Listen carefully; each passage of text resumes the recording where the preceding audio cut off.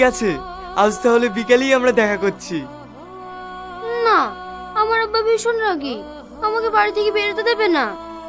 তাহলে তোমার বাড়িতেই দেখা করছি। কি? হ্যাঁ।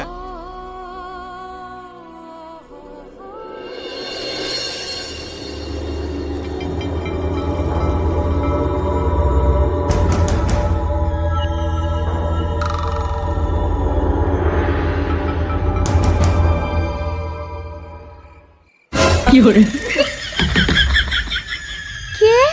তাড়াতাড়ি দরজা খোলো।